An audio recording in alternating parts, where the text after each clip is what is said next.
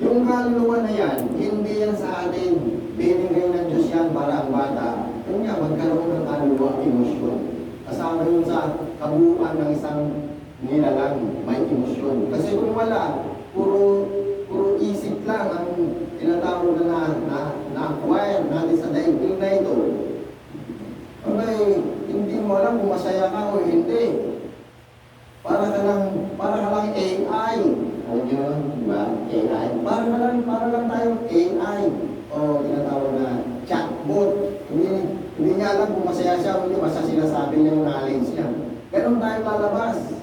Kaya tayo ay may emosyon o kaluluwa. Yan. Ngayon, halimbawa, kahit bata pa, ay medyo ba, ano pa yung middle age pa, o yung adolescence, umanaw. Yung kaluluwa na yan, kaakibat ng espiritu na natutunan yan, at yung espiritu yung ating mind, yan ang espiritu natin. Yung anuman ang kaakibat na ating natutunan, yan ang ating kumpletong tinatawag na kaluluwa. Nagkakaroon ng kaisipan. Dati empty yan, emosyon lang yan, nung binigay ng Diyos. Pero dahil na meron tayong espiritu na empty pa. Yung bali na tinatawag na nagkakaroon ng knowledge of good and evil. Yung knowledge of good and evil na nagkaroon tayo noon. Paano ba nagkaroon ng knowledge of good and evil?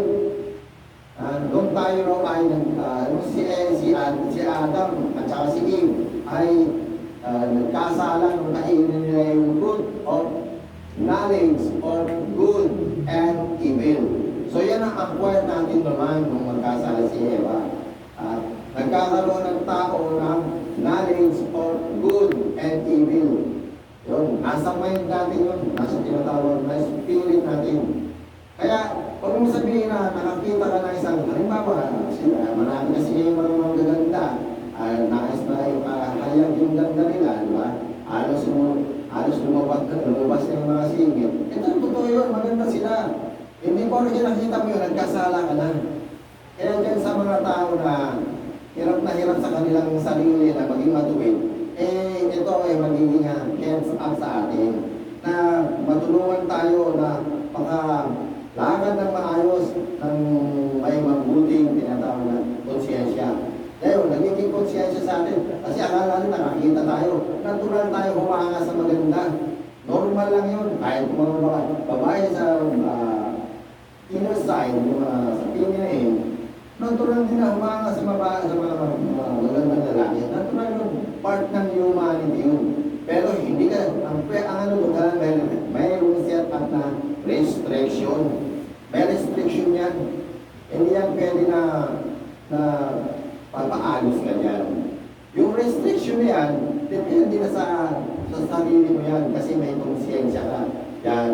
Yung kaluluwa na yan, yan ang tinatawag emosyon at conscience. Yan kaluluwa. Yun ang ano yan, tinatawag na isa pang benefits o tinatawag na isa pang parts ng ating kaluluwa, yung conscience natin. Minsan mga tao wala ng conscience kasi alam na, parang na sila, hindi nila naiintindihan na hindi sila wala silang mind, ang tinatawag na goodness. Ang mind nila nakasiyan up sa puro kamalian. Kaya yung conscience nila nalilis, wawalan sila ng konsyensya. Ang nangyayari, natural na nagiging masama ang isip nila. Parang puro kaisipan ng masama ang dumarating sa kanila. So, ganun yan. Pero mind you, bawat kaluluwa dito sa mundo ito, ano ng Lord yan? Yan, sakop ng Diyos yan dahil nga, alam ng Diyos yan dahil nga, siya ang nagmamanipulate ng lahat ng bagay. Emosyon lang natin yan eh. Gano'n lang i-manipulate ng Diyos yan. Talagang gustuin yan. Kasi kinokontrol lang ng Diyos ang sanglibutan eh. Itong universe at saka earth natin eh. Kinokontrol eh. O kung paano pinagagalaw na meron ngayon tinatawag na ilog ng atmospheric river na nangyayari mula sa Pacific, dire-diretso sa California, diretso ang tagot, parang ilog sa tinatawag na atmosphere. May isang malaking atmospheric pressure na diretso sa California na patuloy silang tinikinuulan doon. Diretso lang sa kanila, ilog ang sinasabi.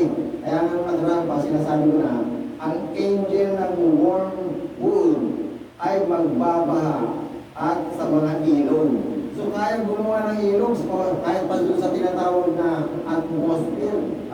Hindi na kailangan ilog sa lupa o ilog ng Pasig. Hindi na kailangan. Kaya gumawa pala ng wormwood na yan ng ilog. Kahit sa atmosphere pa. Diretsong atmosphere na umaagos papunta sa isang lugar. At alam niyo ba kung gaano kadaming tubig ang dinadala? Mas marami pa sa tubig ng Mississippi River. Baka hindi ko alam kung gaano malaki ang Mississippi River. Yung ilog Pasig, ano lang yan? Baka 1/4 lang yan ilog Pasig natin sa Mississippi River. Ang laki, at ang haba ng ilang bansa, ilang county ang pinuntahan nun, hanggang Augusta, hanggang Atlanta, diretso sa Mississippi. Ilang county ang dinaanan, baga sa ilang bansa ang dinaanan sa Amerika. Ganun ka-antindi yung Mississippi. Mas marami pang volume ng tubig doon na umaagos sa atmosphere, hindi ilog Diyan sa atmosphere natin, diyan sa cloud na yan, at tinatawag na open space, na nabubuo na parang ilog ng atmosphere papunta doon sa LA. Yan, prophetic na yun.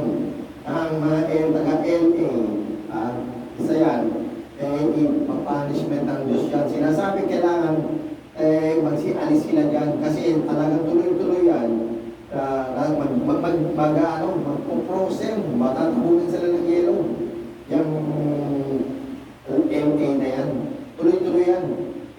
Actually, dalawang linggo lang natatabunan ng yelo. Pero hindi pa man puputol yan basta-basta. Ayon sa prophetic, hanggang hindi sila magkasal panlilikasin ng sa mga tao yan. Kasi ngayon, ang LA kasi yan dyan, ang namumuno sa mayor kasi si Mandani, isang tinatawag na socialist, hindi naniniwala sa Diyos, pero isa ka lang tao, hindi ka maniniwala. May mga tao talagang hindi naniniwala sa Diyos. Kasi hindi nila nakikita ang galaw ng Diyos. Hindi na naiintindihan.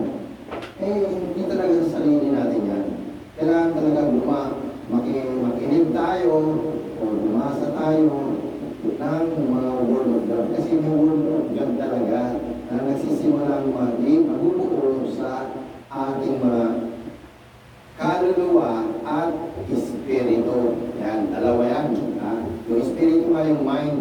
Kasi nga, pag binasa mo, buksan mo sa mind mo. Dati hindi mo lang, ma-absorb mo yun. Magiging tinatawag na may establish yun sa isip sa ano mo. At ang heart mo magiging confident doon. Kaya magkakaroon ng magsisink in. Pagkakaroon ng tinatawag na harmony.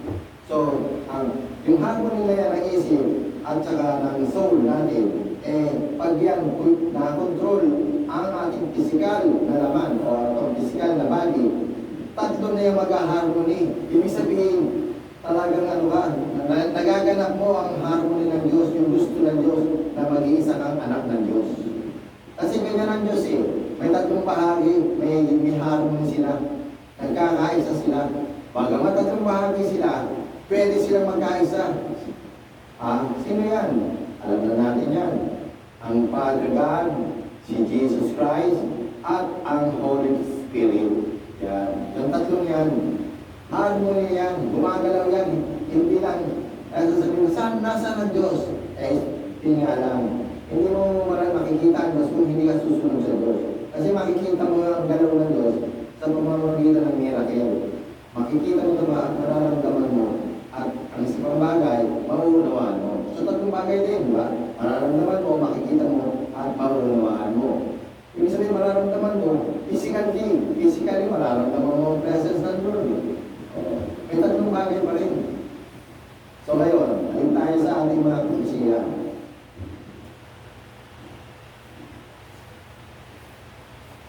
So dito sa, ano kasi ako may nasabi ako nga, pinasulat sa akin ng Lord may 7 volcano na mag-i-eruption eh.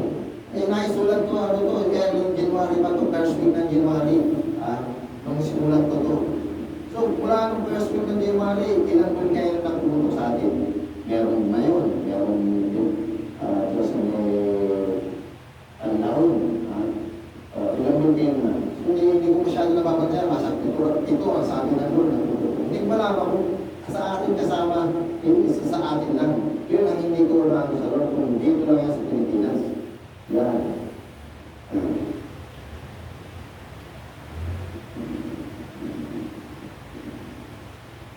So, sa madaling sabi, ay ano lang tayo, tinatawag na praise report lang tayo na nasabi rin ang Lord, nung puno pa, early 2025 pa na hindi magkakaroon ng election next year.